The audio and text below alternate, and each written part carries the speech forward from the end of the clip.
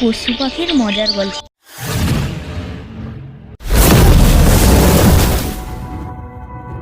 পশু পাখির মজার গল্প। এক ছিল সবুজে ঘেরা এক সুন্দর জঙ্গল। সেখানে নানা রকম পশু পাখি মিলেমিশে থাকত। বান্দর, শিয়াল, ভাল্লুক আর টুনি নামের এক গান পাগল পাখি। সবাই ছিল খুব বন্ধু, তবে বান্দরটা একটু দুষ্টু আর লোভী ছিল। একদিন দুপুরে তারা সবাই নদীর ধারে খেলছিল। হঠাৎ বান্দর দেখে গাছের নিচে এক ঝুড়ি ভর্তি পাকা আমের ঝুড়ি আছে। চোখে লোভ এসে গেল তার। সে চেঁচিয়ে বলল, এই আমগুলো আমার, আমি আগে পেয়েছি। সবাই মিলে ভাগ করে খাওয়ার কথা বললেও বান্দর একা একাই সব আম খেয়ে ফেলল।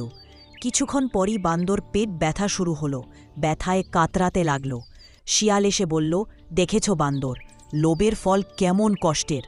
টুনি পাখি মিষ্টি সুরে গান গেয়ে উঠল, লোভ করলে দুঃখ বাড়ে, ভাব করলে সুখ বাড়ে। ভাল্লুক নদী থেকে ঠান্ডা জল এনে মিঠুকে খাওয়াল। ধীরে ধীরে মিঠু সুস্থ হল। সে চোখে জল নিয়ে বলল, বন্ধুরা, তোমরা সত্যি আমার ভালো চাও, আমি আর কখনো লোভ করব না। তারপর থেকে তারা সবাই মিলে জঙ্গলে খাবার ভাগাভাগি করে খেত, গান গাইত, খেলত আর হাসত। এই গল্প আমাদের শেখায়, লোভে নয়, ভালোবাসা আর একতায় সুখ লুকিয়ে আছে। যেমন জঙ্গলের পশু পাখিরা মিলেমিশে থাকে, তেমনি আমরাও যদি একে অপরকে সাহায্য করি, পৃথিবীটা হবে এক আনন্দের বাগান।